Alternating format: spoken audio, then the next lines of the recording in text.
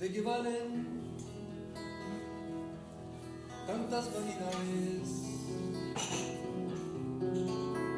en el hombre toda su vida? Todo muere, todo en polvo se convierte, sus riquezas se pudren con la muerte. En el alma un gran vacío que llenar.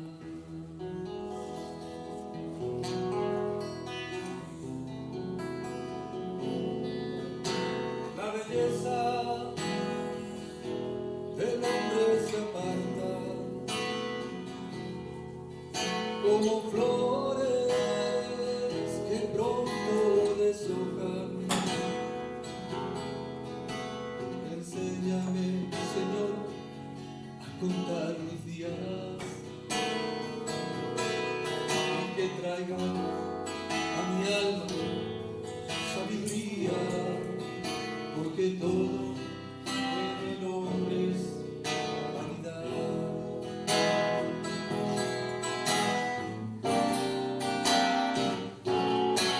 Si entendiera el hombre cuánto Dios le ama, si el orgullo destruyera con sus manos, si abrazara con su alma la esperanza, cambiaría su manera de vivir. Si olvidara lo que el tiempo se ha llevado,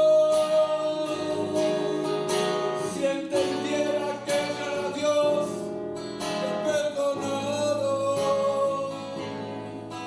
si alcanzara con sus manos una estrella, viviría en Dios su vida y Dios en él.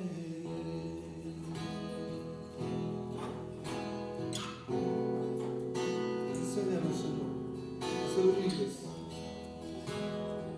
a ser mansos como tú, Señor.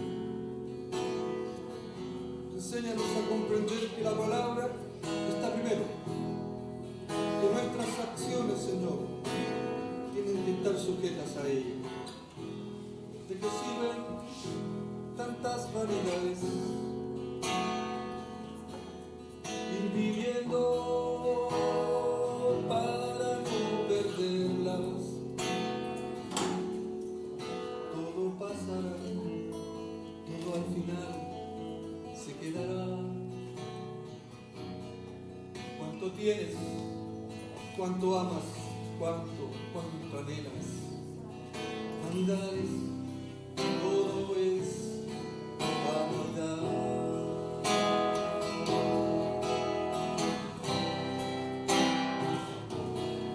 Su presencia embellece al hombre,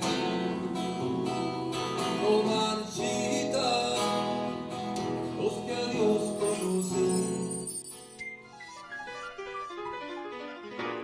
Amados hermanos en el Señor Jesucristo, que la paz, la gracia, el amor y la misericordia de Dios esté con cada uno de ustedes. Agradecemos al Señor poder ministrar desde este hermoso lugar, en este hermoso y bello día domingo, 31 de enero del año 2021. Mis saludos por parte de mi familia y un gran abrazo a todos los que aman al Señor Jesucristo, y a los que no le aman, pues arrepiéntanse, porque el Señor viene muy pronto, muy pronto.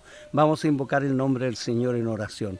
Amado Rey, santo es tu nombre, muchas gracias por la vida, por la salud, por tu perfecto amor, por tu gracia, por la salvación, porque, Señor, redimiste nuestra vida del pecado, porque nos limpiaste, Señor, y el pecado, aunque está en nosotros, Señor, aunque está en nuestra sangre, no tiene poder sobre nosotros, porque fuimos lavados, porque fuimos llenos de tu Espíritu, porque tú lo quisiste así, porque tu plan es magnífico y perfecto.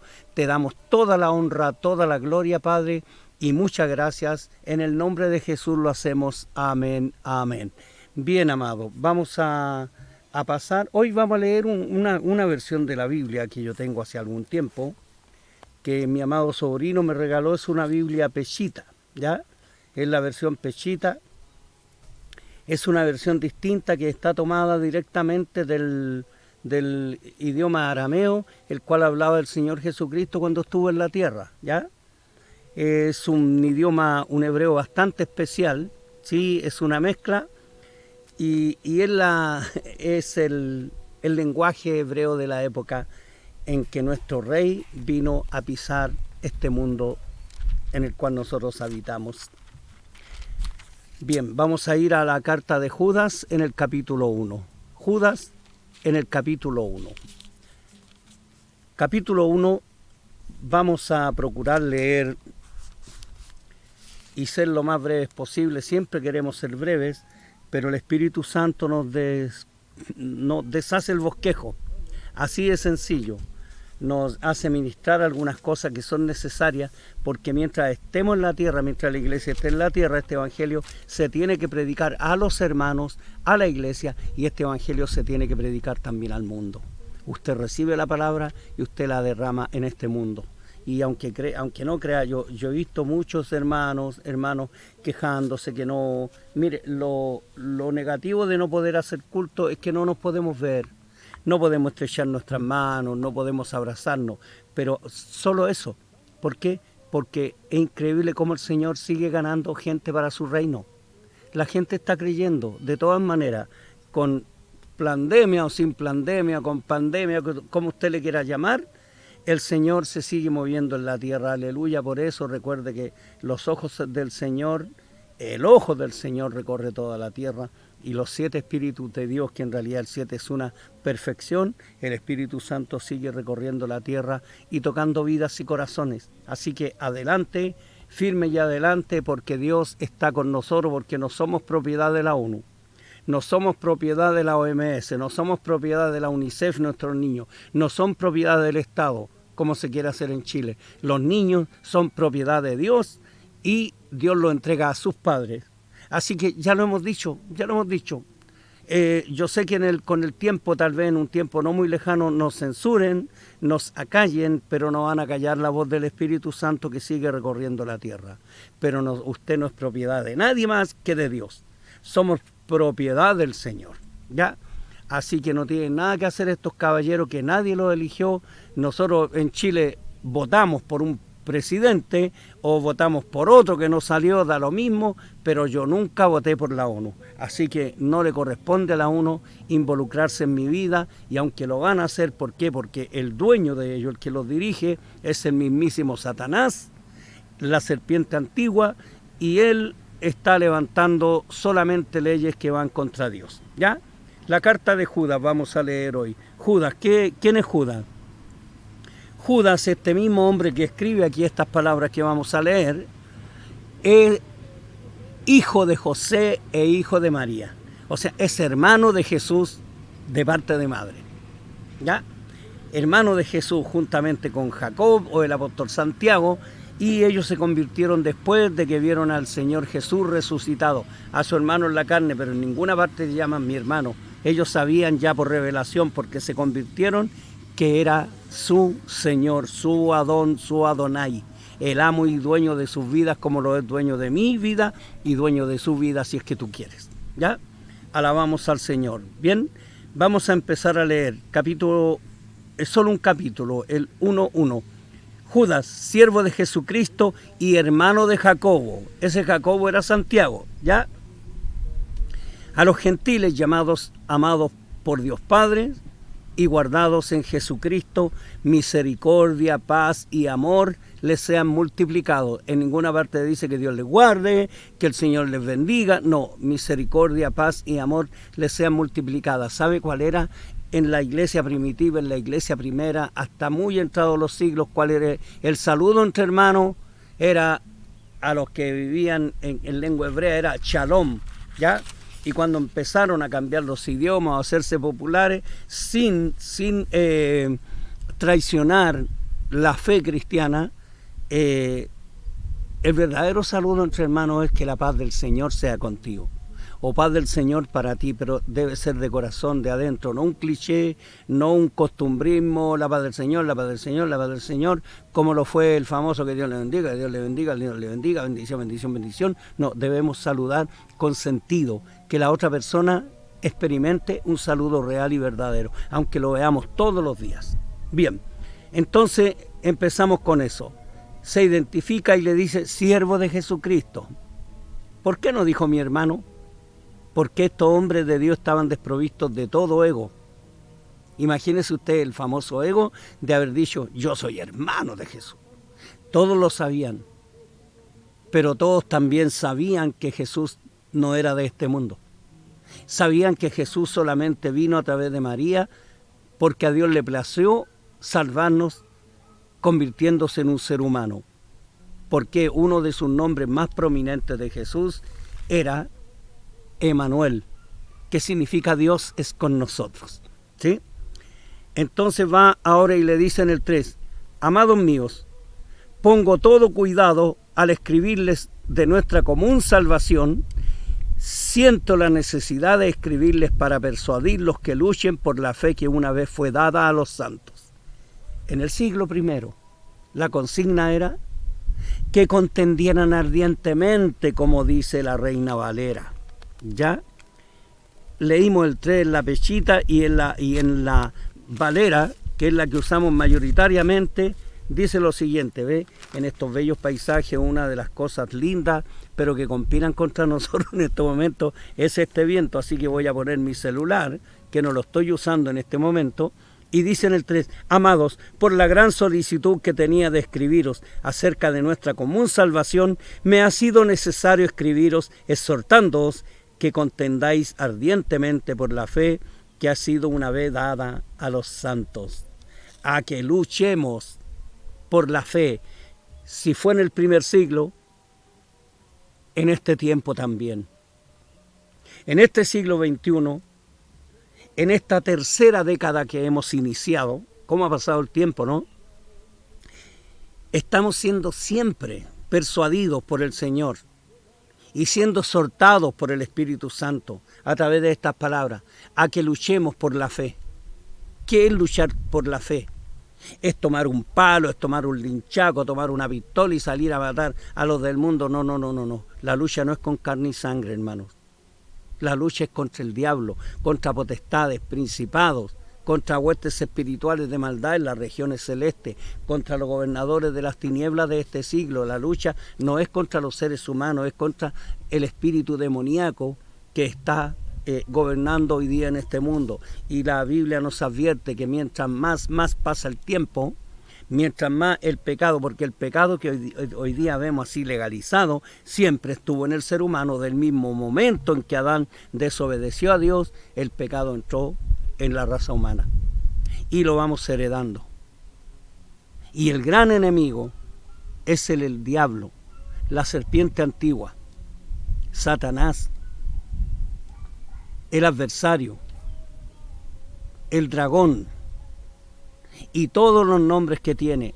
Es el gran simulador porque se hace pasar por bueno. ¿Y sabe quién está por sobre la ONU, sobre el señor Guterres? Pues él mismo lo está dirigiendo. ¿Sabe quién dirige a la ONU? ¿Se imagina quién dirige, cierto? ¿Cuál es la cabeza principal? Si la cabeza de la iglesia es Jesucristo, siempre vencedor, glorioso Rey, la cabeza de este mundo es el enemigo. Entonces, qué mala noticia para estos que se quieren apropiar del mundo y aparentemente les está resultando. Les tengo una triste noticia. Jesucristo ya venció al enemigo, ya venció al diablo y venció a este mundo. Así que nosotros podemos gozar de amplia libertad y no desafiamos a nadie porque no necesitamos desafiar. porque el enemigo ya está vencido. Aunque usted vea que la maldad aumenta, que la maldad avanza, hermano, hermana amada, no tema, no tema. Así que, ¿por qué hay que luchar? Primero, para que ningún hijo de Dios se convierta en un apóstata. El versículo 3 dice: amado, por la gran solicitud que tenía de escribiros acerca de nuestra común salvación, me ha sido necesario escribiros exhortándoos que contendáis ardientemente por la fe que ha sido una vez dada a los santos. ¿Quiénes son los santos? Porque esa es otra de las mentiras. Tenemos que informar al pueblo de Dios lo que Dios dice de nosotros.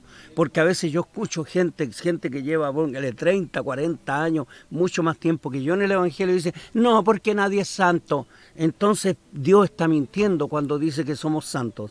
Yo le repito, santo significa solo que Dios te apartó para Él. Y eso ya es motivo suficiente. ¿O acaso que Dios te haya apartado a ti, me haya apartado a mí una vez en la vida para Él es pequeña cosa? No, es una gran cosa, es una gran cosa. Así que tenemos que nosotros creerle a Dios, creerle. Si no le cree a Dios, ¿a quién le va a creer? Si no le creemos a Dios primero, estamos diciendo que Él no puede, que su palabra no es verdad, y su palabra es verdad. Dios solo dice verdades. Así que dice acá que la fe ha sido dada a los santos, ¿ya? La misma Biblia Pechita dice en el 3: amados míos, mientras pongo todo cuidado al escribirles de nuestra común salvación, siento la necesidad de escribirles para persuadirlos a que luchen por la fe que una vez fue dada a los santos. A los santos. Santo en hebreo es kadosh, ¿ya? Y nosotros somos los kadoshim, ¿ya? Somos apartados para Dios. ¿Quién nos apartó? Dios. Y nuestra misión es santificarnos, es decir, en lo que nosotros percibimos de la vida, del mundo, de nuestra existencia, es poner la parte nuestra, decirle amén a Dios con nuestros actos y, por supuesto, santificarnos, hacer las cosas que no ofenden a Dios y dejar de hacer las cosas que ofenden a Dios.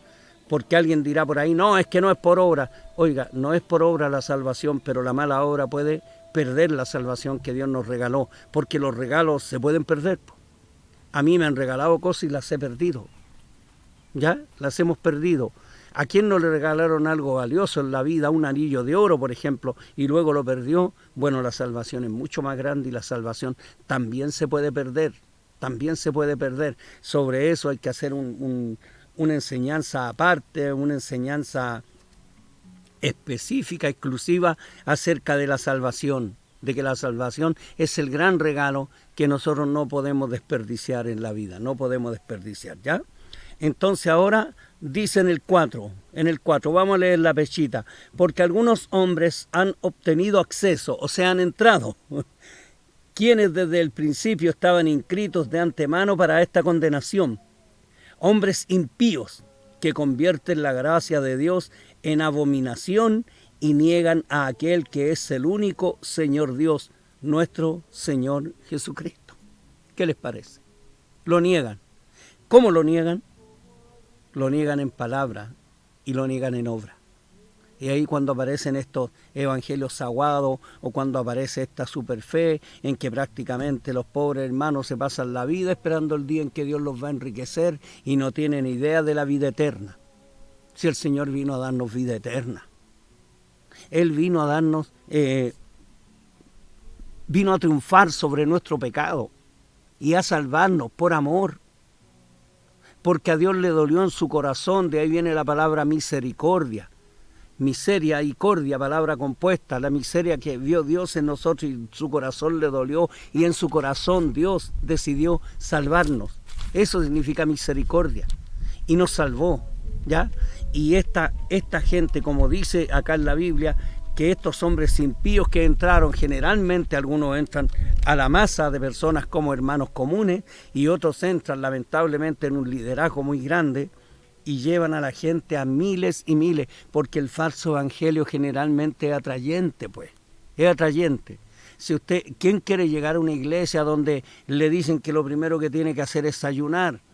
¿Correcto? Eso del ayuno viene, el deseo de ayunar, cuando la persona ya tiene a Jesús en su vida, cuando la persona entendió el mensaje, cuando se le reveló el Señor, la persona va a querer ayunar de todas maneras, porque el ayuno es una gran disciplina espiritual. El ayuno produce fe, el ayuno no mueve milagros. No, el ayuno no es eso. El ayuno no es eso. Porque los demonios, cuando tú vas a echar fuera demonios o vas a bendecir algo, un lugar, a una persona, espérate demonio que voy a ir a ayunar. No, el ayuno debe ser una constante, debe ser parte de la vida cristiana. Un ayuno de 24 horas, los que tienen la salud, para hacer lo mínimo, como el ayuno judío, empezar 6 de la tarde de un día y terminar, entregar el ayuno al otro día. ¿Correcto? Correcto, nosotros tenemos que entender el Evangelio, y entender el Evangelio hay que leer la palabra del Señor y recurrir a personas que conozcan la palabra, porque hay personas que parece que conocen la palabra, pero no la conocen, hermano, y una persona que no conozca la Escritura es peligrosa como líder, y este es el tipo de personas que han llevado a miles a la destrucción, miles y miles. Miles, hay millones que están en falsa doctrina. Entonces decimos, pero ¿cómo Dios lo permite? Yo creo que Dios le da a cada uno también lo que se merece, porque cuando el ser humano busca a Dios de todo corazón, Dios lo va a llevar siempre al lugar indicado, siempre. Siempre. Y también cuando el hombre no entiende y busca a Dios de corazón, y Dios quiere que vaya a un lugar donde le prediquen la palabra, y la persona va a un lugar donde no predica la palabra por amistades, porque se ha convertido en un activista religioso, porque hacer hartas cosas para Dios no significa que nosotros estemos en la voluntad de Dios. Fíjese usted que la obra que mayormente Dios quiere que hagamos, luego de creerle a Él, Él quiere la obediencia, de que las personas se conviertan en evangelistas. Por lo menos en la Reina Valera, la palabra evangelista aparece solo tres veces en los 27 libros del Nuevo Testamento, solo 3 veces, evangelista. Y es la labor que Dios más quiere. ¿Y por qué sale tan poco? Bueno, porque Dios obvia, porque el verdadero evangelio se supone que está compuesto de gente que sabe evangelizar. Mucha gente aprende por naturaleza a evangelizar. La gran mayoría. Yo no necesité que me dijeran, anda a predicar a la esquina.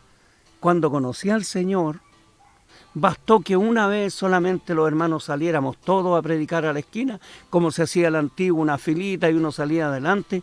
Y yo dije, bueno, ¿y por qué tengo que andar siempre con otros hermanos? Porque después vamos, no puedo, vamos, no tengo tiempo. Y en realidad los hermanos a veces están genuinamente ocupados, no que no quisieran salir a proclamar el mensaje del Señor a una calle, a una esquina, a una población, a una villa, a una plaza, no. Sino que Dios mismo, no porque yo fuera especial, porque para Dios somos todos especiales, no porque Dios me regaloneara, porque todos somos regalones de Dios, aunque hay algunos que insisten en que Dios los trata a ellos mejor que a los demás. Oiga, el evangelismo es algo que fluye naturalmente. Y no necesitamos de que vayan 2 o 3 con nosotros, uno más. Cuando salimos de a 2 o 3, bendición, qué rico es andar acompañado de hermanos, ¿cierto? Pero cuando tú tienes que salir a evangelizar, no le tengas miedo, no le tengas vergüenza a nada. ¿Por qué? Porque estamos para proclamar la buena noticia, que en griego significa evangelio, que Dios vino a salvarnos de nuestros pecados. Entonces, cuando la gente no es sincera, por eso alguien dijo un día muy acertadamente, y muy triste lo que dijo, pero una profunda verdad, de que las personas que están en falsas doctrinas están en el lugar que se merecen, porque nunca buscaron a Dios con sinceridad. Porque hay gente que busca a Dios, ¿para qué? Porque le dijeron que Dios le hacía rico. Y los únicos que se hacen ricos cuando predican el evangelio, y plata y dinero y ofrenda, y que la plata, y no hablan más que de diezmo, no hablan más que de bendiciones materiales, que tú te vas a hacer rico, que si tú donas tu auto Dios te va a dar 5 Ferrari, y lo hacen. Es muy triste, porque eso no es el evangelio. De eso hablan los hombres impíos, de los cuales habla el versículo 4. ¿Ya? Entonces ahora viene la advertencia para ti y para mí. No es advertencia para ti, es para mí también. Dice así el 5. Ahora bien, yo deseo recordarles, aunque ustedes lo saben, que Dios, habiendo una vez rescatado de Egipto al pueblo, después destruyó a los que no creyeron. Más o menos se cuenta, porque hay diferentes cifras, solo Dios sabe la real, de que Dios, cuando sacó al pueblo de Egipto, utilizando a su siervo Moisés, dicen algunos que eran cerca de 2 millones, y eran esclavos, eran maltratados, padecían golpes, no tenían cómo pagarse. Por eso que Dios hizo que se pagaran igual, porque se llevaron todas las joyas que pertenecían a los egipcios, así que Dios les pagó el finiquito de 400 años de esclavitud. Pues, ¿qué les parece? Dios es justo también, es bueno. Yo le digo, Señor, no seas demasiado justo, porque si Dios fuera demasiado justo, estaríamos todos condenados o estaríamos todos en el infierno. Pero Dios, en su misericordia, y la misericordia triunfa sobre el juicio o la justicia, nos dio vida eterna y perdonó nuestros pecados. Pero aquí Dios destruyó a los que no creyeron. Escaparon de los golpes, escaparon del horror, de la humillación, y luego cuando estaban en el desierto y tuvieron hambre, querían devolverse a Egipto. Se parecen a los del neoevangelio de la prosperidad, que solamente ven dinero en el evangelio, que solamente ven cosas materiales. Y Dios vino a darnos principalmente vida eterna. Jesús vino a buscar y a salvar lo que se había perdido. Y ojo que también Dios tiene cuidado, que si tú buscas el reino de Dios y su justicia, nunca padecerás hambre. Dios te va a dar lo necesario, no lo que anhelamos, no los caprichos, como lo hemos dicho en algunas otras ocasiones. Ya sigamos leyendo. Entonces Dios destruyó a los que no creyeron. ¿Dónde quedaron? Postrados en el desierto. Una generación completa no le creyó a Dios y quedaron postrados en el desierto. ¿Ya? Y dice también, a los ángeles que no mantuvieron su dignidad, sino que abandonaron su propia morada, los ha reservado en cadenas ocultas bajo densas tinieblas hasta el juicio del gran día. Ahora leemos la Reina Valera, el versículo 6. Y a los ángeles que no guardaron su dignidad, sino que abandonaron su propia morada, los ha guardado bajo oscuridad en prisiones eternas para el juicio del gran día. Mira, estamos repletos los aires, el primer cielo, el aire que respiramos está repleto de demonios. Pero tranquilos, y también hay ángeles de Dios que están a favor de nosotros. Así que no estamos entregados ahí en un mar demoníaco, no. Porque la palabra de Dios dice bien claro que el ángel de Yahweh acampa alrededor de los que le temen y guardan su nombre. Así que tenemos un ángel que nos cuida, un ángel muy poderoso, que nunca se apartaron de la voluntad de Yahweh, nuestro gran y eterno Dios, o Jehová, como se le llama también en algunas versiones, ¿cierto? Entonces, nosotros estamos en un mundo que está plagado de ellos. Pero ¿sabes qué? Lo que revela esta palabra, que hay ángeles que no están sueltos, ángeles caídos, demonios poderosísimos, que van a ser soltados para el juicio del gran día. Es decir, cuando venga el día de la ira del Señor, el día de la ira de Dios, el día del Señor, que algunos confunden el Shabbat con el gran día de la ira de Dios. Esos demonios van a ser soltados. Y mira cómo está este mundo, lleno de maldad, lleno de tragedias. Y eso que la gracia de Dios todavía está en la tierra. ¿Qué significa que estamos bajo la gracia? En que tú, que estás lejos de Dios, puedes volver hoy mismo, en este momento. ¿Qué irá a pasar en este pobre mundo? Cuando el Señor saque a su iglesia, guarde una ventana sobre Israel y se vaya de esta tierra. Y solamente guarde a Israel. Y vuelva a vivirse la última de las 70 semanas, de las que profetizó Daniel. Terrible va a ser este mundo, hermano. Dice que va a haber gran tribulación, cual no lo hubo desde que existe el hombre en la tierra. Y nunca más habrá una tribulación igual, porque luego vendrá el Señor a tomarse este mundo durante 1000 años. Y gobernará con su iglesia, que ya estará glorificada, e Israel será cabeza de las naciones. Israel, es decir, el trono principal del reino universal de Yahweh, a través de su Hijo Jesucristo, estará allá en Jerusalén.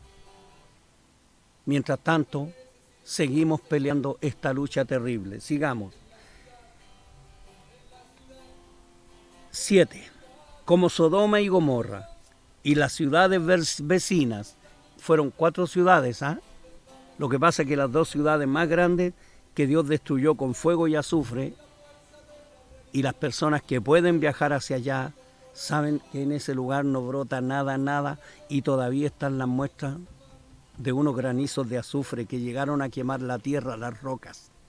Las quemaron todas. Se encuentran metales quemados con azufre. ¿De dónde salió? Del cielo. Es que Dios usó un volcán, puede ser, pero a mí no me importa. Dice que Dios hizo llover fuego y azufre sobre Sodoma y Gomorra, y 2 más pequeñas, Adma y Seboim. Y se salvó otra pequeña ciudad, porque Lot fue puesto ahí, fue guardado en una pequeña ciudad, ya que se llama Zoar, así con Z, Zoar. Pero 4 ciudades fueron destruidas completamente con fuego y azufre, aquí. ¿Y por qué fueron destruidas? Porque hacían lo que hoy día se está legalizando en todas partes del mundo, igualmente en nuestro amado, querido, otrora, próspero país llamado Chile. Y aquí vamos a leer de nuevo 7. Como Sodoma y Gomorra y las ciudades vecinas, las cuales, de la misma manera que habiendo fornicado e ido en pos de vicios contra naturaleza, fueron puestas, por ejemplo, sufriendo el castigo del fuego eterno. Hay que poner cuidado con el asunto de la sexualidad desenfrenada, con el asunto de la sexualidad fuera del matrimonio. Hay que poner cuidado con la fornicación, mucho cuidado, porque esa rebelión contra Dios que creó el sexo para ser nuestro siervo, muchos lo están convirtiendo el sexo pervertido en su amo, que les maneja la vida de una manera horrorosa. Y muchos han muerto por enfermedades, por situaciones difíciles, por hasta la endogamia, cuando hay seres que nacen defectuosos, es parte de la perversión sexual. ¿Ya? Por eso dice, ahora vamos a leer la pechita, dice en el 7, como Sodoma y Gomorra y las ciudades circunvecinas, que de la misma manera que aquellos fornicaron yendo tras carnes extrañas. Carnes extrañas. ¿Qué es una carne extraña? Principalmente, escuche, que un hombre se meta íntimamente con otro hombre. Los seres humanos son libres de hacer, a mí no me importa, pero solamente nosotros debemos advertirles que eso trae tragedia terrible y muchos terminan sus días muy mal. Yo he visto con estupor cómo se habla y que a favor de eso, a favor de las relaciones entre hombres, entre mujeres, que está bien, pero nunca hablan cuando mueren finalmente llenos de enfermedades, con prolapsos extraños, ¿cierto? Mueren así de una manera terrible, gente de la televisión que se lució en la televisión, que era soberbia, que su rostro era así como serio, pero contra Dios. ¿Y cómo murieron? No lo saben. Yo tengo unos datos de personas conocidas que murieron de una manera horrorosa y espantosa porque se pasaron la vida haciendo y deshaciendo con su cuerpo, con carnes extrañas, con fornicaciones y con todo tipo de perversión. Hay que advertir, porque Dios va a juzgar estas cosas. El remedio se llama Jesucristo. Amén, así sea. ¿Ya? Y dice que fueron puestas, ya en el 7, han sido puestas bajo fuego eterno, siendo condenadas a juicio. Y aquí en el Reina Valera dice, y como Sodoma y Gomorra y las ciudades vecinas, las cuales de la misma manera que aquellos, habiendo fornicado, ido en pos de vicios contra naturaleza, fueron puestas, por ejemplo, sufriendo el castigo del fuego eterno. Como ejemplo nomás dice acá, ¿ya? ¿Qué les espera? Horror y terror y espanto. Quisieron hacer y deshacer con su cuerpo, sin considerar a Dios creador, que es bendito por sobre todas las cosas nuestro Dios. ¿Ya? El versículo 8 dice, del mismo modo, la pechita, del mismo modo también estos que imaginando en sueño contaminan la carne y rechazan la autoridad y blasfeman de las potestades y rechazan la autoridad y blasfeman contra una gloria, dice. La Reina Valera dice, no obstante, el 8, de la misma manera también estos soñadores mancillan la carne, rechazan la autoridad y blasfeman de las potestades superiores. Escúcheme bien. Desde el versículo 5, el sexo ilícito. Sí, porque el sexo es para el matrimonio, hermanos. Para el matrimonio entre un hombre y una mujer y no más que eso. Todo lo demás es rebeldía contra Dios. Y luego, y dice en el 8, que estos rechazan la autoridad. ¿Cuál fue el pecado de Satanás? ¿Satanás fornicó? No. ¿Se emborrachó? No. No. ¿Robó? No, aunque quiso robar la gloria a Dios, pero no pudo. ¿Sabe cuál es el pecado más terrible? El pecado que menos se nota, la rebelión. La rebelión contra Dios. El que insultemos a nuestros ministros que nos enseñaron la palabra. El que los desechemos así como quien desecha los zapatos porque ya están viejos. Ese es el pecado de Satanás. Y yo he visto en los más de 30 años que llevo en el Señor que cuando alguien comete un pecado moral se le juzga, se le persigue, nadie quiere hablar con él y lo declaran muerto y lo exilian de sus vidas y adiós para siempre y siguen inventándole más y más cosas, pero los que se fueron contra la autoridad de Dios, contra lo que Dios estableció, tienen muchos seguidores y eso le indica una cosa, falta de revelación de Dios, falta de revelación. ¿Entendió? No debemos ser soberbios. Debemos poner cuidado cuando alguien ostenta un cargo de autoridad, de no ser descomedidos con ellos. No, porque Satanás, el pecado de Satanás fue la rebelión contra Dios. Y la palabra de Dios dice que toda autoridad viene de parte de Dios. Por eso hay que honrar a los padres. Por eso que tenemos que poner cuidado con los ancianos, escucharlos, mirarlos con respeto, porque hoy los ancianos, las personas que ya van siendo mayores de edad o adultos mayores, sin darse cuenta los van arrinconando, ya su opinión vale poco. ¿Quién consulta a los ancianos sobre tal o cual tema?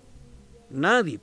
Yo veo en todas partes, en los programas de televisión, las personas mayores de la tercera edad, no tienen nada que decir, ellos ya están pasados de moda. En los hogares se les levanta la voz, hablan a grito pelado y nadie los quiere escuchar.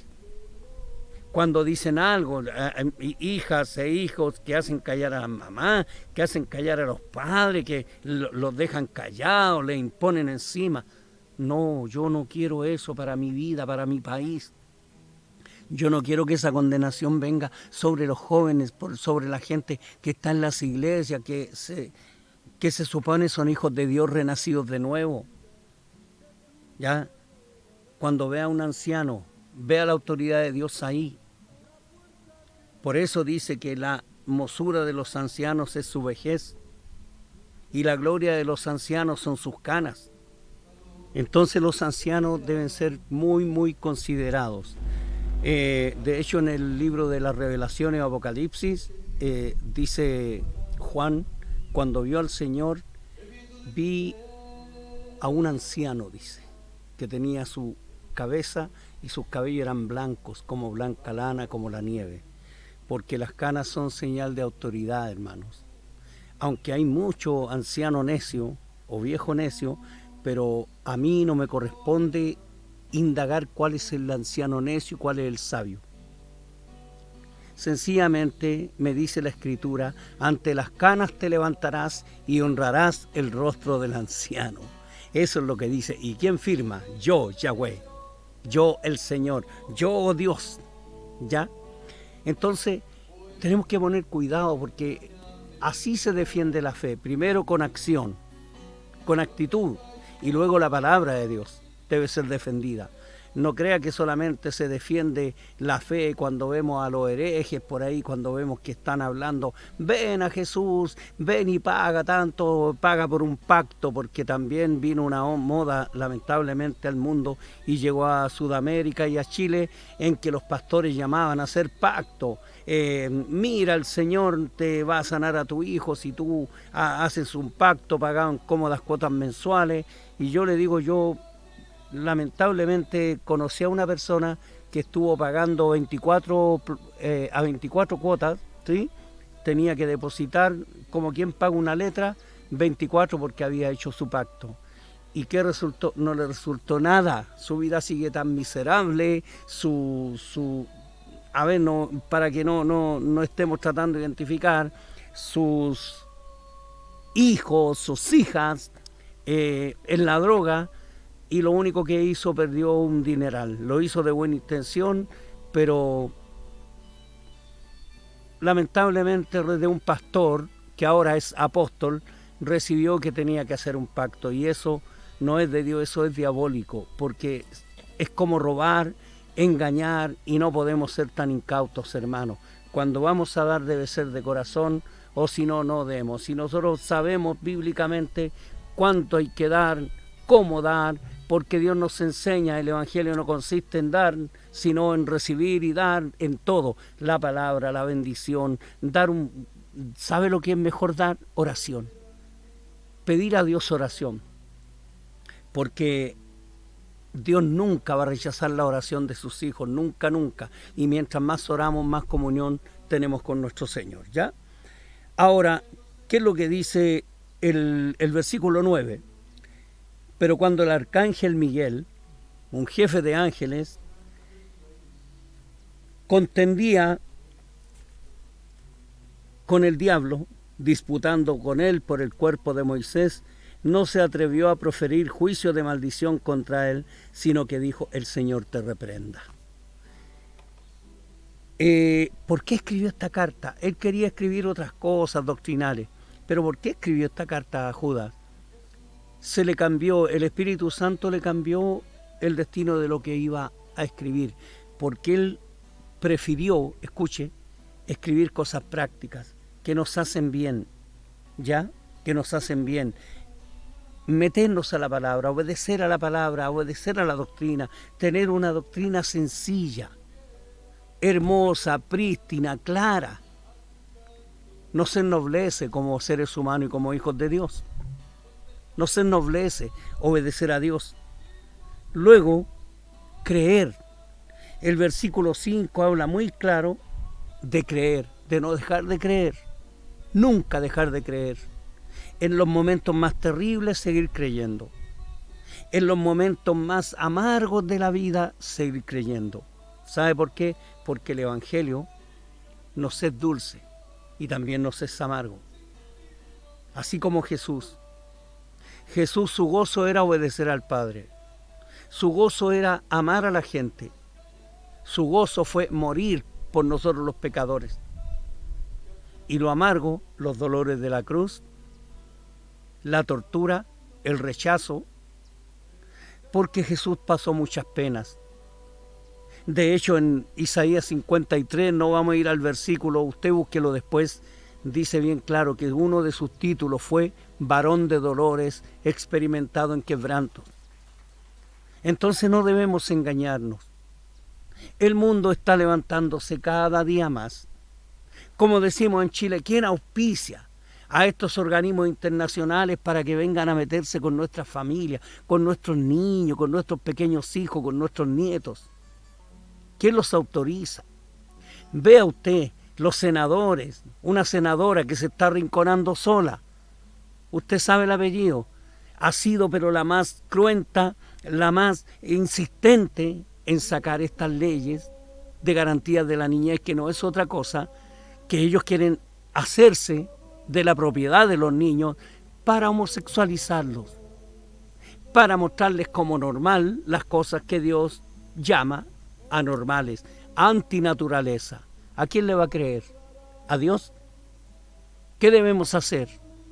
Orar, guerrear en oración, pelear, hablar estas cosas, informar a los hermanos que no lo entienden y que no lo saben.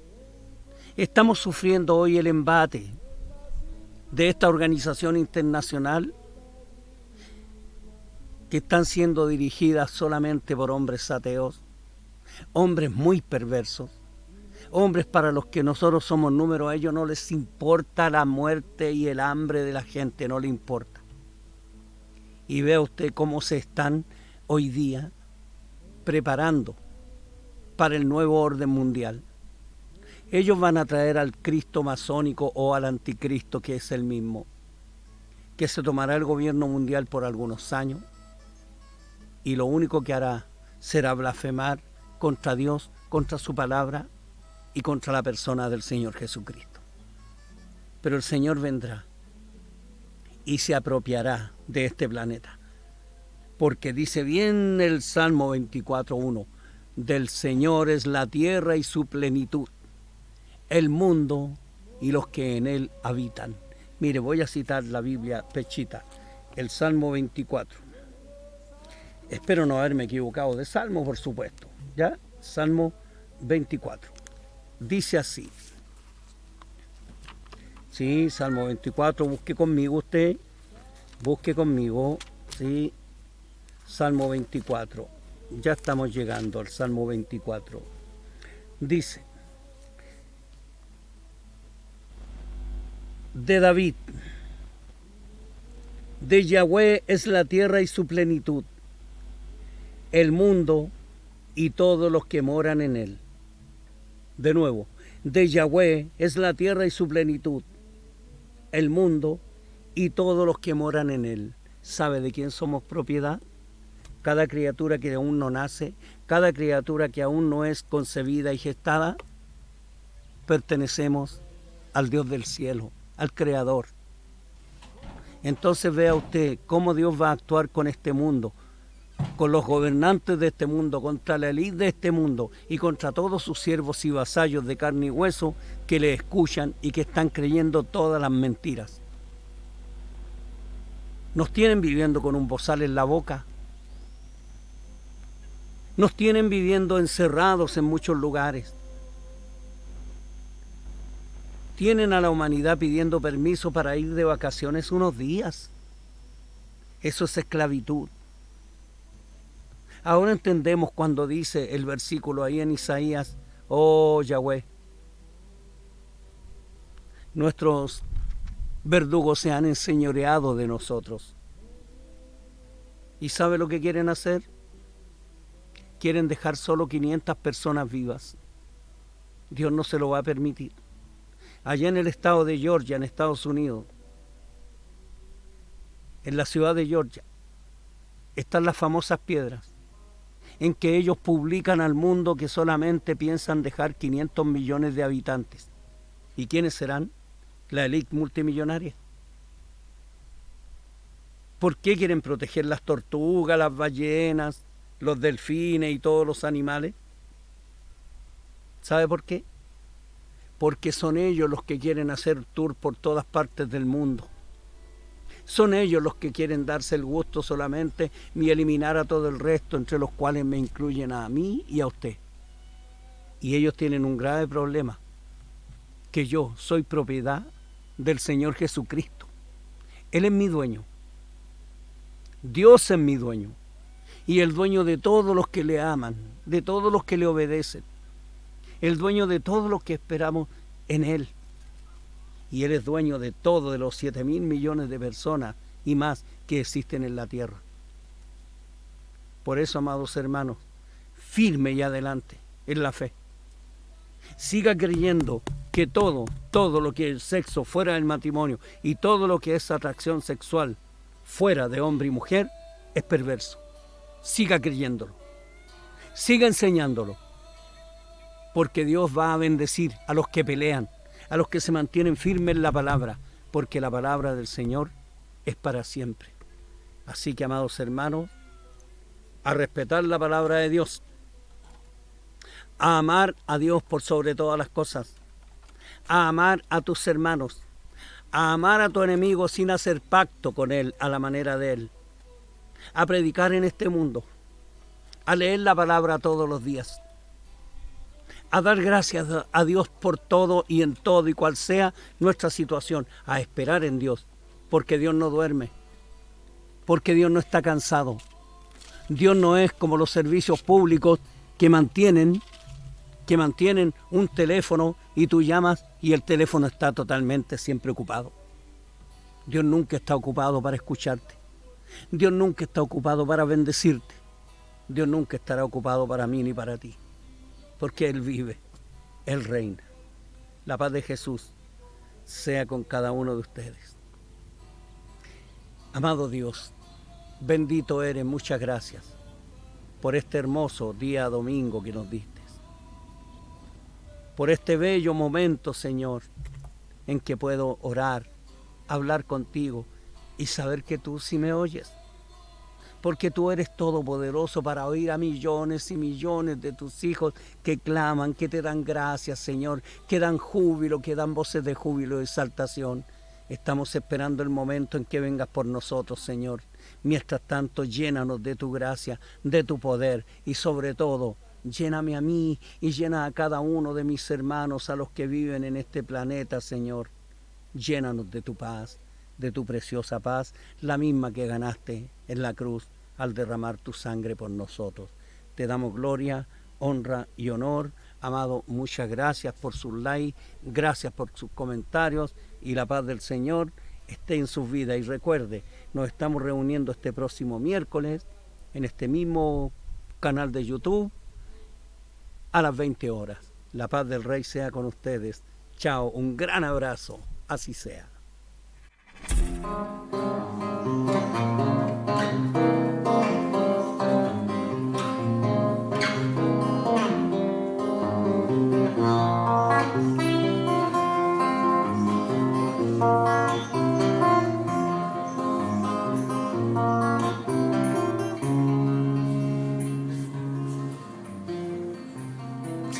Me despierto, a veces me despierto